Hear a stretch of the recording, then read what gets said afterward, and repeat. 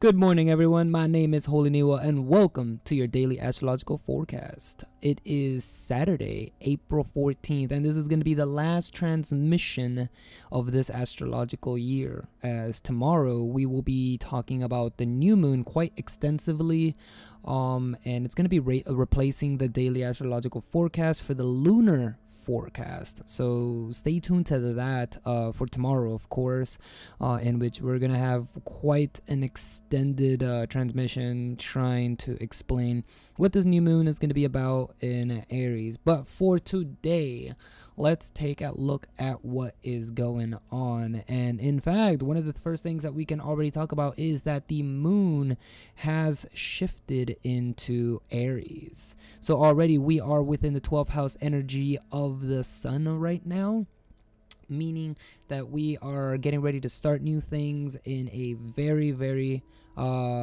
explosive or fiery passional way, because of course we are talking about Aries, which is beginnings, but we're not quite ready. Mercury still has not gone direct. Mercury is still stationary retrograde.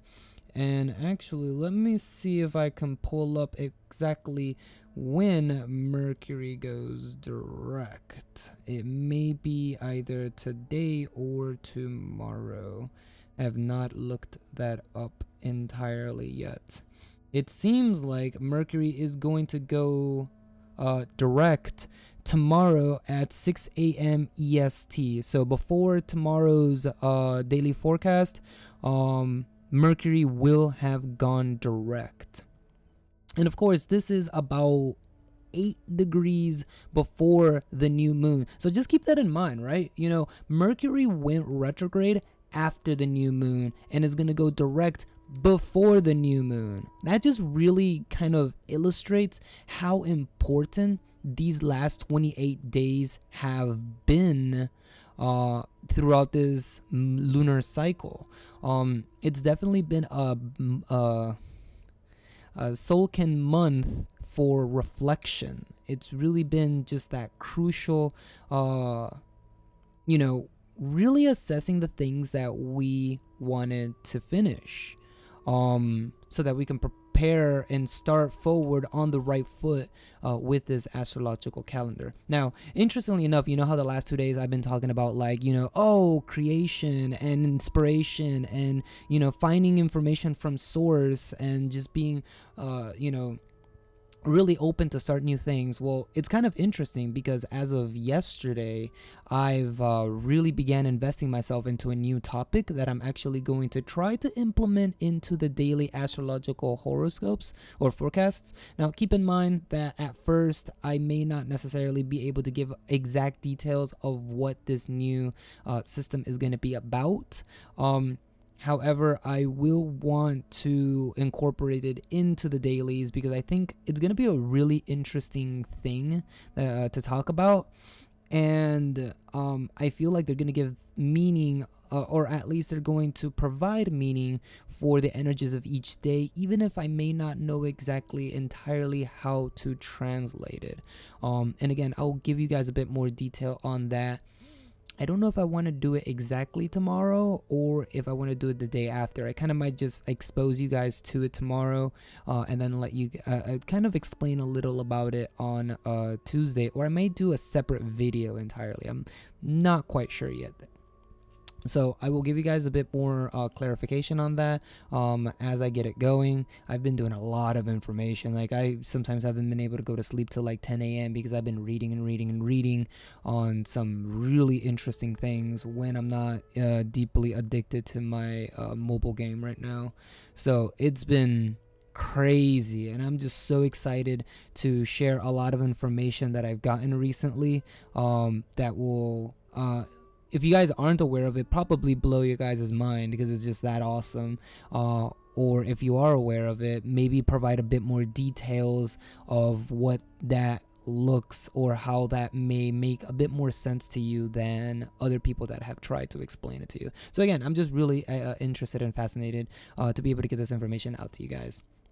But again, back to today. Today is Saturday, and what do we got going on for Saturday? Well, the moon is going to make its last conjunction with a planetary body today before meeting the new moon tomorrow, right? So today moon is going to be conjunct Mercury, and moon conjunct Mercury is almost such a perfect way to end off this lunar cycle, because again, the biggest importance for this lunar cycle has been Mercury retrograde. And if I'm not wrong, in fact, I do believe that the moon's first aspect starting this lunar cycle was Mercury. And interestingly enough, the last aspect is going to make is with Mercury. Once when it was direct, and now when it's retrograding. So, beginning the retrograde phase and now bringing it to a close. The moon here is trying to give us emotional closure to the end of this retrograding phase. So just keep that in mind as we move towards the new moon. So within this, last 24-hour period, work on releasing that negativity inside, releasing all that low vibration, release all of regrets or traumatic memories or even emotions that are tied with that. Release everything that you've been carrying with you that has been heavy, that has been negative, that has been like an emotional scar within you. And Mercury here is saying your reflection has come to an end. Now the cycle has closed, and with that, it's time to acknowledge that emotionally, because acknowledging it emotionally also means acknowledging it spiritually, because again, emotions and spirit are one and the same and linked, only described in different ways, which is kind of interesting because I started learning a little bit today about things like the DNA code and the I Ching, which is a Chinese system that actually illustrates things like mind, spirit, and body through the Chinese yin and yang system. And the more I read into it, the more I realized that, oh crap, I Ching, binary code, and the DNA amino acid codes are all literally the same thing.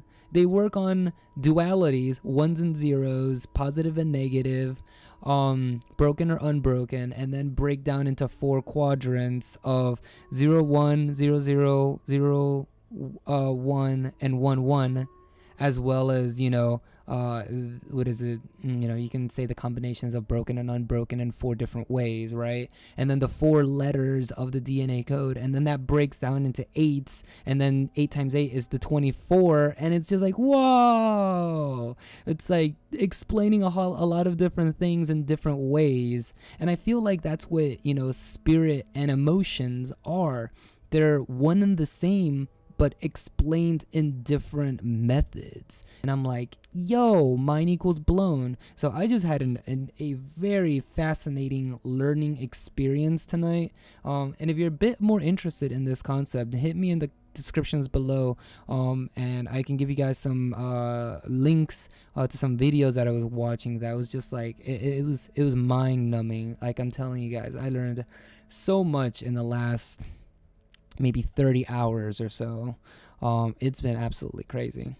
So yeah, we're reaching that conclusion. We're reaching that how do I say this? That emotional conclusion, that spiritual conclusion of our moment of review has come to an end. And now what I want you guys to do from, today till the new moon essentially is I want you to take essentially an emotional day off.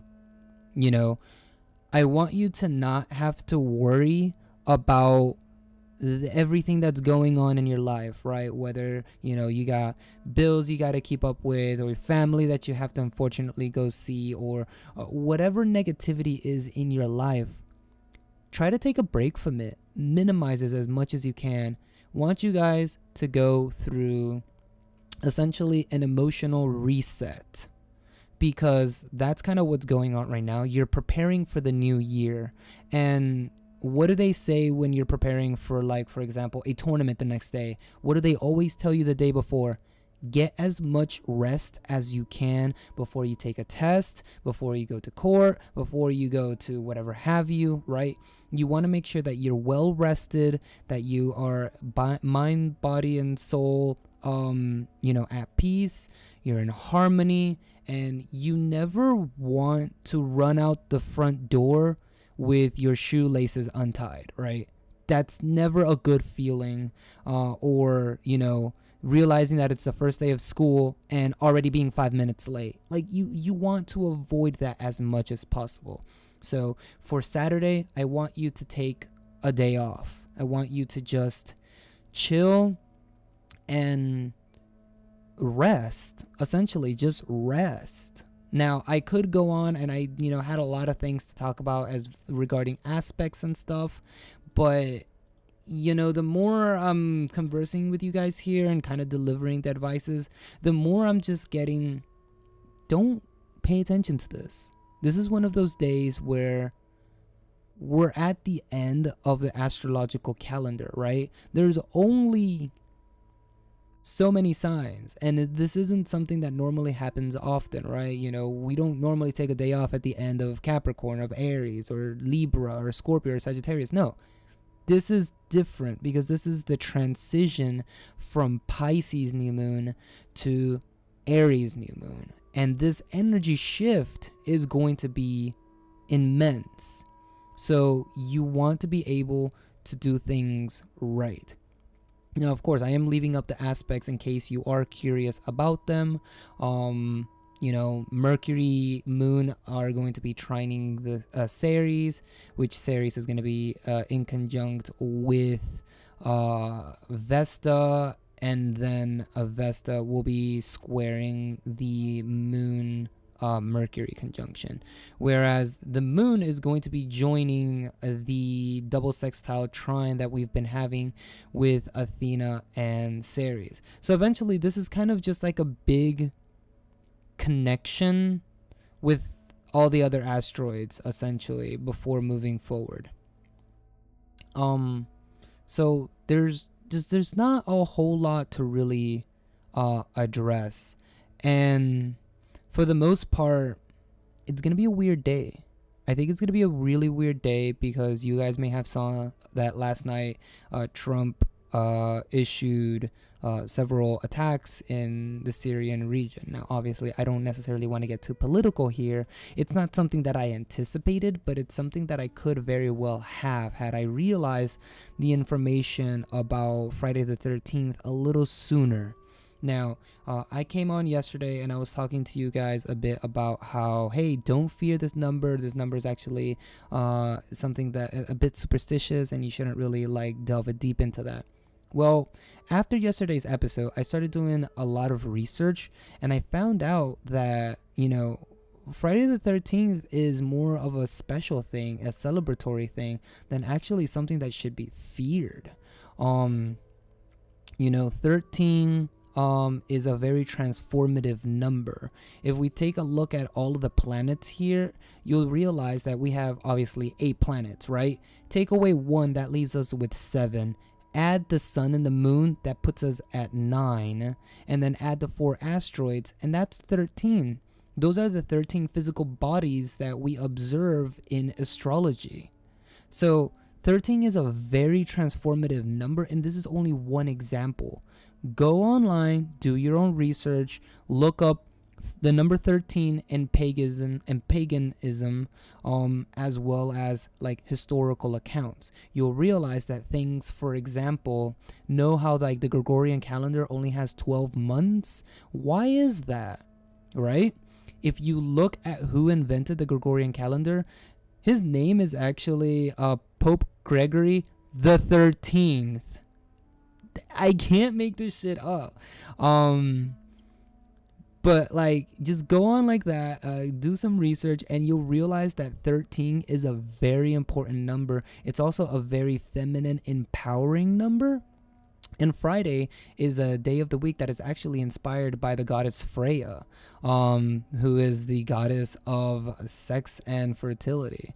So again, from Christian point of view, sex and stuff like that of lust and whatnot is viewed as a negative thing. So obviously they want to shoot it down. And 13 happens to be a very important synchronicity number that is generally always avoided, right? Again, year has 12 months. When we look at the 24-hour system for the clock, it goes up to 12 and then returns back to 0, and goes up to 12 and comes back to 0, and we have AM and PM instead of the actual 24-hour system that we should be having, right?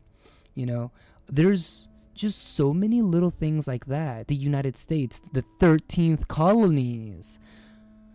Keep looking, please do your own research on this, because it's quite fascinating how 13 is such a game-changing number. And it's like, what the fuck? There's so much stuff. There's really so much.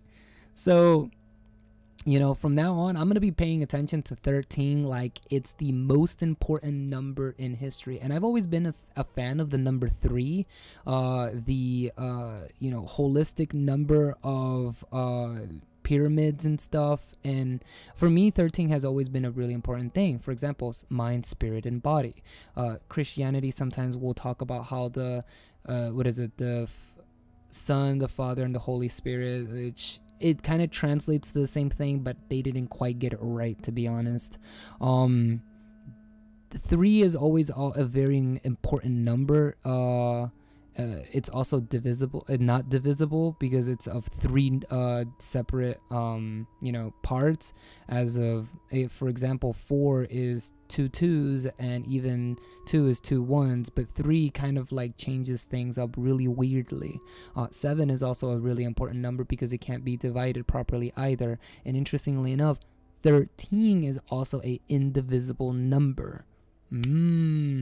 Keep an open mind about numbers that are indivisible, because they are very, very interesting in that regard. Now, obviously, I've gone completely way off tangent, but this is just, if for extra information for those of you who would like to listen. But again, bringing this episode to a close, because obviously I don't want to be here for too long. I just want to tell you guys to definitely always do your own research and not necessarily take things for granted. That definitely would have been one of my biggest lessons as of recently, and I've just been doing a lot of personal research. Every time someone tells me something that sounds negative, I'm like, let me look that up real quick, let me see if there's a historical significance to it. And I've been exposed to so much within the last, day and a half or so. So I'm a little bit overloaded right now. But yes, I hope to bring some more knowledge to you guys, bring some awareness to you guys. Let me know if you're interested in any of the topics that I spoke of, or if there's other topics that you guys would like me to cover.